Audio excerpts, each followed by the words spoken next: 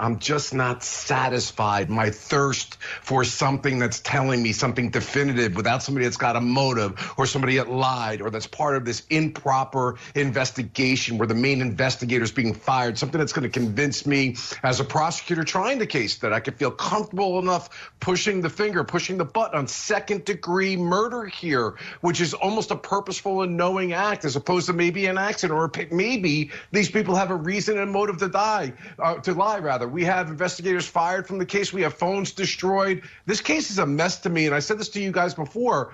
As a prosecutor, if I were evaluating the overall evidence in this case, I would be concerned that maybe I'm going to trial and convicting somebody who's innocent of the offense. I am just not quenched my thirst. Well, you know what her temperament is as a witness, and that's one of the insights that you have in addition to transcripts and previous testimony and your ability to cross-examine on inconsistent statements. The second time around, you know the emotional temperature of the witness. So I never tell anybody what to do. You have to kind of feel it out as you're going along. But I really got to attack the credibility of this witness as the defense lawyer, because this witness, if believed by the jury, is setting up that no one would have known where that body was. It would have been possible for her to say, there it is, there it is. She's giving the statement, maybe I hit him, or something, some variation to that phrase. And so I really got to nick her credibility significantly. I got to show whatever motive she has to lie and any inconsistency. So me personally, at least my temperature is if I can go for the jugular on the witness and I can get them agitated, angry, upset, off balance and on their heels, that the jury may question what she's saying or her ability to perceive events or maybe outright lying, I'm going there.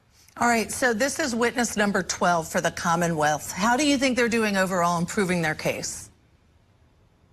Well, you know, listen, I haven't watched every single permutation of the trial, to be fair. I've read every single article. I've tried to look at every witness's testimony. And what I keep coming away with when I'm evaluating is just what you got to earlier. I see something that's good, but by the same token, there's something that takes away from that witness.